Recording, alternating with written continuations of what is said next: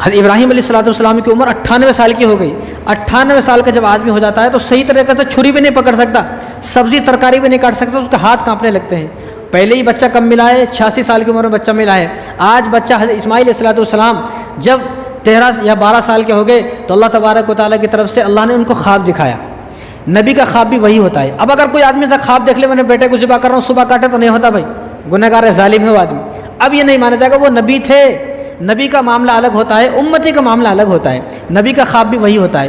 نبی کو جس طرح وحی نازل کی جاتی ہے وہ وحی چاہے ان کو اچھے خاصے اچھی حالت میں بیداری کی حالت میں عطا کی جائے, چاہے نیند کی حالت میں وہی ہے. اب یہ نہیں مانا جائے گا اس وقت کی بات ہے. ان کو خواب میں دکھایا گیا. فلما بلغ معه السعي قال يا بني اني ارى في المنام. جب حضرت اسماعیل علیہ السلام جب تھوڑے بڑے ہوئے, چلنے پھرنے کے لائق ہوئے, جب والد صاحب کا ہاتھ بٹانے کے قابل ہوئے. کب آدمی تھوڑا بڑا ہوتا ہے, کب بچہ جب 12 سے 13 سال کا ہوتا ہے, جب والد صاحب یہ سوچتا ہے کہ اب میرا بچہ بڑا ہو گیا. ورنہ 6 سال 5 سال کے بچوں کو آدمی بولتا نہیں بڑا ہو گیا ہے. 12-13 سال کے جب ہو گئے تو اللہ نے ان کو فرمایا فلما بلغ معه السعي قال يا بني اني ارى في المنام. جب وہ تھوڑے 12-13 سال کے ہو گئے تو حضرت ابراہیم علیہ السلام کو خواب آیا کہ میں اپنے بیٹوں کو ذبح کر رہا ہوں. خواب پہلی مرتبہ کب آیا؟ 8 ذی الحجہ کو خواب آیا, جس کو یوم الترویہ بولتے ہیں, شک والا دن. ان کو شک تھا, ارے میں نے خواب دیکھا ہے, ہو سکتا ہے شیطان کی طرف سے یہ خواب, تو اس لیے 8 ذی الحجہ کو کیا بولتے ہیں؟ یوم الترویہ, شک والا دن. تو خاموش رہے, ہو سکتا ہے شیطان کی طرف سے ہو. دوسرے دن پھر خواب آیا جس کو بولتے ہیں یوم العرفہ, 9 ذی الحجہ کا دن, یعنی پہچاننے کا دن. عرفہ بولے تو پہچاننے کا دن. انہوں نے پہچان لیا کہ یہ خواب شیطان کی طرف سے نہیں ہے, یہ اللہ کی طرف سے ہے, اور اللہ میرے بیٹے کی قربانی مجھ سے مانگنا چاہتے ہیں. تیسرے دن پھر خواب آیا, اس کو کیا بولتے ہیں؟ یوم النحر, قربانی کا دن, یعنی جس دن قربانی کی گئی. عید الاضحیٰ ہم لوگ بولتے ہیں, لیکن اس کا عربی میں نام کیا ہے؟ یوم النحر, کہ قربانی کرنے کا دن. تو ابراہیم علیہ السلام نے خواب کہاں دیکھا؟ فلسطین کے اندر خواب دیکھا ہے. اور فلسطین بیت اللہ شریف سے 1300 کلومیٹر دور ہے, اور وہ 1300 کلومیٹر دور اپنے بیٹوں کو ذبح کرنا جا رہے ہیں.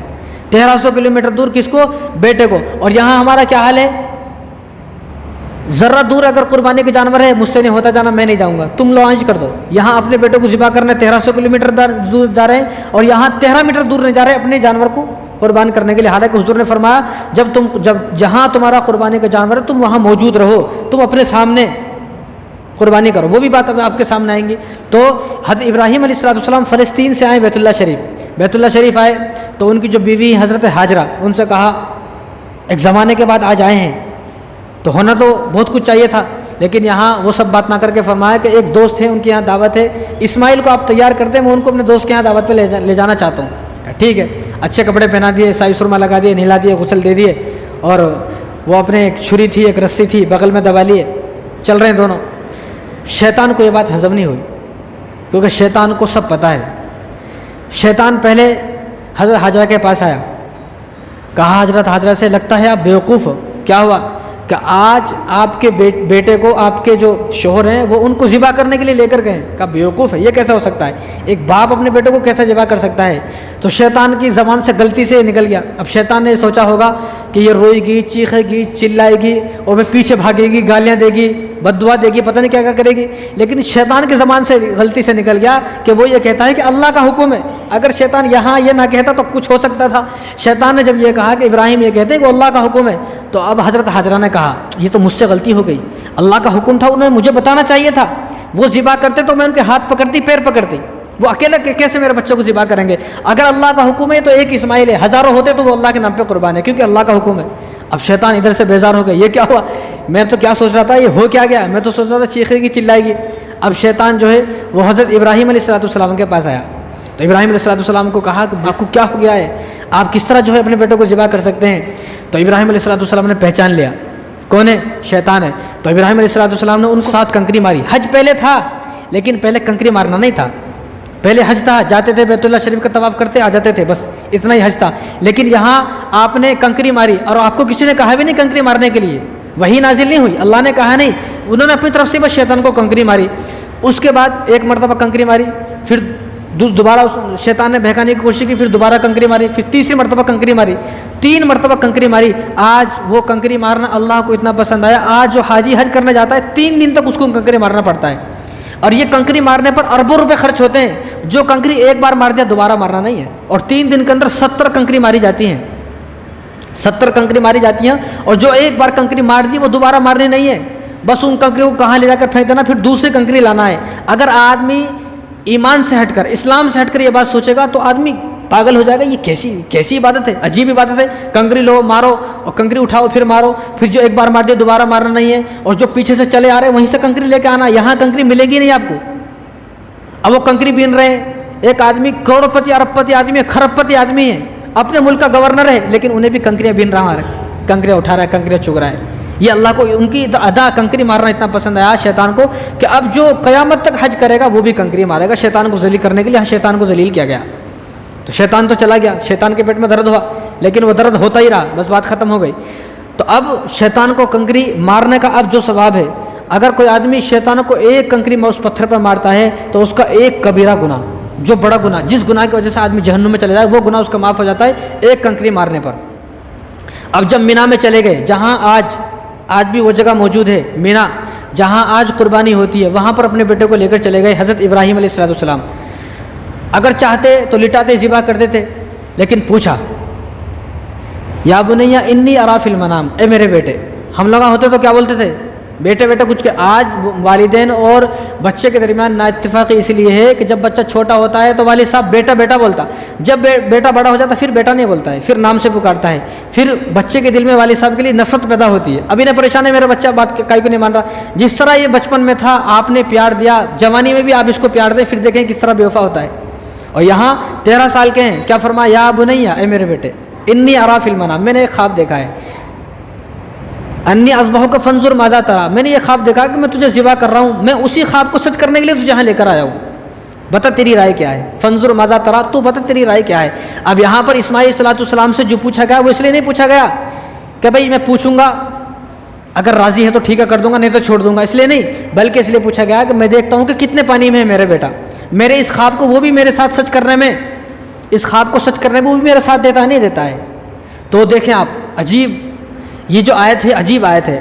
تو ابراہیم علیہ السلام نے جب پوچھا تو اسماعیل علیہ السلام کو جو جواب ہے نا وہ عجیب ہے. تو آپ نے فرمایا قال یا ابت افعل, یا ابت افعل. یہاں کیا ہونا چاہیے تھا, جب آدمی تھوڑا سوچتا ہے, سوچ کے جواب دیتا ہے تو اس کا آنا تھا یا ابتی افعل, الف آتا, یا ابتی افعل, یعنی میں تھوڑا سوچ لوں پھر جواب دوں.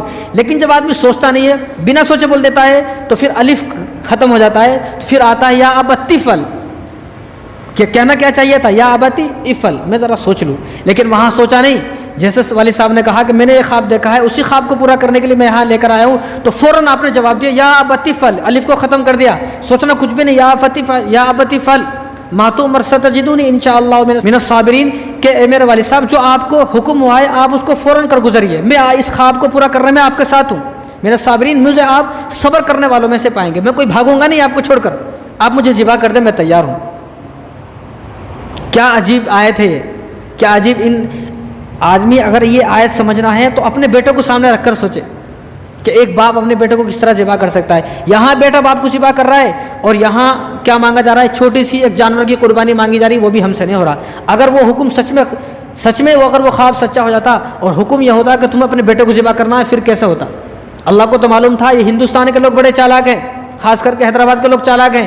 انہیں بیٹا تو دور کی بات ہے, انہیں بکرے پہ چھری نہیں پھیر سکتا, بکرا نہیں کر سکتا, بکرا ہی نہیں کر سکتا تو بیٹا کہاں سے کرے گا. اس لیے اللہ نے ان کو بچایا اور بکرے کی اور مینڈے کی, دمبے کی, بیل کی, اونٹ کی قربانی مانگی ہے, لیکن اس پہ بھی چھری پھیرنا نہیں ہو رہا. تو اس خواب کو دیکھیں آپ.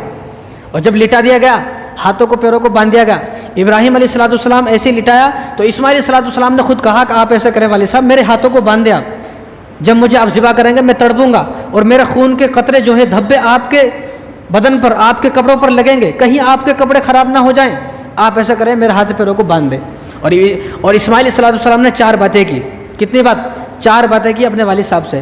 کہ پہلی بات, والد صاحب مجھے پتہ نہیں تھا آپ مجھے اس لیے لا رہے ہیں, اگر مجھے پتہ ہوتا تو میں اپنی والدہ سے آخری سلام کر لیتا, اپنی والدہ سے آخری سلام کر دیتا. آپ پہلا یہ کام کریں کہ میری والدہ کو میرا سلام بول دیں جب یہاں سے جائیں گے, پہلا کام. دوسری بات کیا ہے, آپ مجھے الٹا لٹا دیں, مجھے الٹا لٹائیں, سیدھا نا, اس طرح سیدھا لٹائیں گے, میری آنکھیں آپ کی آنکھوں سے ٹکرائیں گی, ہو سکتا ہے کہ آپ کی آنکھیں بھر آئیں, آپ مجھے ذبح نہ کر سکو, آپ مجھے الٹا لٹا دیں.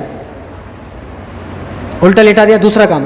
تیسرا کہا کہ آپ ایسا کریں, جب میری والدہ کو پتہ چلے گا میرے بارے میں ذبح ہو گیا تو والدہ روئے گی, تو کیا کرنا, آپ میرا کرتا اتار دیں, جب یہاں سے جائیں گے تو میرا کرتا میری والدہ کو دے دیں, جب میری والدہ کو میری یاد آئے گی تو میرا کرتا دیکھ کے مجھے یاد کر لیں گے. اور چوتھا کام یہ ہے کہ آپ اپنی کھلی آنکھوں سے مجھے ذبح نہیں کر سکتے, آپ اپنی آنکھوں پر پٹی باندھ لیجئے. اور اسماعیل علیہ السلام نے اپنے ہاتھوں سے اپنے والد صاحب کی آنکھوں پر پٹی باندھی, الٹا لیٹ گئے خود کہ اب مجھے ذبح کریں.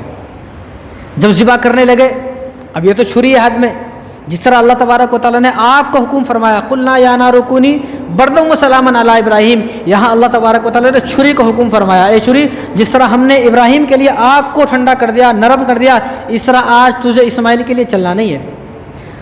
اب حضرت اسماعیل علیہ السلام پر چھری چلا رہے ہیں, چل رہی نہیں چھری, اب وہ تیز کر رہے ہیں بار بار چھری, تو چھری کے اندر سے آواز آئی. جب چھری کو آپ نے پھینک دیا, چھری چلتی نہیں ہے, پریشان ہو گئے, تو چھری کے اندر سے آواز آئی. چھری نے کہا کہ آپ خلیل اللہ ہیں, اوپر ایک جلیل بھی ہے, آپ خلیل ہیں ایک جلیل ہیں, خلیل کا حکم یہ ہے کہ تجھے چلنا ہے, جلیل کا حکم یہ ہے کہ تجھے چلنا نہیں ہے. آخر میں بات مانو تو کس کی بات مانو, مجھے سمجھ میں نہیں آتا میں کس کی بات مانوں. تو جب آپ نے فلما اسلما وتلہ للجبین, عجیب آیت ہے, جب حضرت ابراہیم علیہ السلام نے اپنے بیٹے کو الٹا لٹایا, الٹا لٹانے کے بعد اپنا یہ گھٹنا ان کے یہاں پر کاندھے پر رکھا, کاندھے پر دبایا, اور جب چھری کو چلایا, چھری چل گئی. اب نہیں معلوم تھا, تو آگے اللہ نے فرمایا کہ وَنَادَيْنَاهُ أَن يَا إِبْرَاهِيمُ, ہم نے ابراہیم علیہ السلام کو آواز دی, ہم نے پکارا, قَدْ صَدَّقْتَ الرُّؤْيَا إِنَّا كَذَلِكَ نَجْزِي الْمُحْسِنِينَ, کہ جو ہم نے آپ کو جو خواب بتایا تھا, آپ نے اس خواب کو سچ کر کے دکھایا. ہمیں آپ سے یہ نہیں چاہیے تھا, إِنَّا كَذَلِكَ نَجْزِي الْمُحْسِنِينَ, نیک لوگوں کو ہم اسی طرح بدلہ دیتے ہیں. آگے اللہ نے خود فرمایا إِنَّ هَذَا لَهُوَ الْبَلَاءُ الْمُبِينُ, یہ جو آپ نے کام کیا چھوٹا کام نہیں ہے. ہمیں بتایا اللہ نے کہ إِنَّ هَذَا لَهُوَ الْبَلَاءُ الْمُبِينُ, یہ جو امتحان تھا یہ چھوٹا امتحان نہیں تھا, یہ بہت بڑا امتحان تھا. وَفَدَيْنَاهُ بِذِبْحٍ عَظِيمٍ, اس بڑے امتحان کے بدلے اللہ تبارک و تعالیٰ نے ان کو مینڈا دیا. وَتَرَكْنَا عَلَيْهِ فِي الْآخِرِينَ, اور آگے اللہ نے فرمایا ہمیں آپ کا یہ کام اتنا پسند آیا کہ آپ کے جانے کے بعد بھی ہم اس کام کو زندہ رکھیں گے. آج حضرت ابراہیم علیہ السلام کو اس دنیا سے گئے ہوئے 5,500 سال ہو گئے. کتنے؟ 5,500 سال. 4,000 سال کے بعد تو ابراہیم علیہ السلام کے حضور آئے, حضور کو گئے ہوئے 1,500 سال ہو گئے, تو کتنے سال ہو گئے؟ 5,500 سال. اسی آیت کو لے کر آج تک قربانی کے عمل زندہ ہے. وَتَرَكْنَا عَلَيْهِ فِي الْآخِرِينَ, آپ کا یہ عمل ہمیں اتنا پسند آیا کہ ہم اس کو آپ کے جانے کے بعد بھی زندہ رکھیں گے قیامت تک, اور قیامت تک قربانی ہوتی رہے گی. سلام علی ابراہیم, اللہ سلام کر رہے ہیں ابراہیم کو, سلام ہو ابراہیم, ابراہیم علیہ السلام تجھے سلام ہو. ہم بھی اگر سچے دل سے سچی نیت سے قربانی کریں گے تو ہمیں بھی اللہ کے سلام آئیں گے. شرط یہ ہے کہ نیت میں کھوٹ نہ ہو, نیت صاف ہو. تو یہاں پر جب ذبح کیا تو آنکھوں پر پٹی بندھی ہوئی تھی. اب ابراہیم علیہ السلام کو پتہ نہیں ہے میرا بیٹا ذبح ہوا نہیں ہوا, انہوں نے سوچا کہ میرا بیٹا ذبح ہو گیا ہے. جب انہوں نے آنکھ پر سے پٹی ہٹائی, جب اللہ کی طرف سے آواز آئی وَنَادَيْنَاهُ أَن يَا إِبْرَاهِيمُ, پٹی ہٹا کر دیکھا تو بیٹا سامنے کھڑا ہے اور نیچے دمبا ہے, دمبا ذبح ہو گیا. تو ہنسے نہیں, مسکرائے نہیں بھیا اچھا ہوا میرا بیٹا بچ گیا, نہیں, بلکہ فوراً اللہ سے متوجہ ہوئے اللہ کی طرف, اور اللہ سے پوچھا یا اللہ کیا آپ کو میرے بیٹے کی قربانی پسند نہیں آئی, کہ آپ نے میرے بیٹے کی قربانی نہیں لی, آپ تو میری بیٹی کی قربانی مانگ رہے تھے, میں نے بیٹے کی قربانی کی تو یہاں تو دمبا ذبح ہو گیا ہے, کیا آپ کو پسند نہیں ہے؟ تو اللہ نے اس وقت فرمایا کہ ہم نے وفدیناہ بذبح عظیم, کہ ہم نے آپ کی قربانی پسند آئی, اس قربانی کے بدلے ہم نے آپ کو دمبا دیا ہے. ہمیں آپ سے یہ مطلب نہیں تھا, ہم آپ سے آپ کے بیٹے کو ذبح کرانا نہیں چاہتے تھے, ہم تو آپ کے دلوں کو دیکھنا چاہتے تھے کہ آپ کو ہم سے محبت ہے یا اپنے بیٹے سے محبت ہے. اور ہمارا حال کیا ہے, ہمیں پیسوں سے محبت ہے, پیسے جما لیے, تھوڑے جما لیے, قربانی کرنا نہیں ہے, پیسے بھرے ہوئے ہیں اکاؤنٹ میں, لیکن آدمی اس وقت کسی کو پتہ نہیں. اس لیے میں کہتا ہوں کہ جس کے لیے قربانی دی جا رہی ہے اس کو سب پتہ ہے, اس کے گوگل پہ فون پہ کتنے پیسے ہیں, اللہ کو سب پتہ ہے. اللہ سے کوئی آدمی چھپا نہیں سکتا, کیونکہ قربانی اللہ کے لیے ہے. اور جب دیکھا کہ مینڈا تھا وہ ذبح ہو گیا. اب یہ مینڈا کون سا تھا, اس زمانے میں کھانے کا رواج نہیں تھا, انہوں نے مینڈا کو ذبح کر دیا. مینڈا ذبح کرنے کے بعد جو سر تھا وہ بیت اللہ شریف کے اندر لٹکا دیا, کیونکہ بیت اللہ شریف کے سامنے قربانی دی جا رہی ہے. اور جو باقی تھا وہ جنگل میں رکھ دیا, اس کو پرندے کھا گئے. اب یہ مینڈا کون سا تھا, یہ وہی مینڈا تھا جس کو حضرت آدم علیہ السلام کے بیٹے حابیل نے قربانی کیا.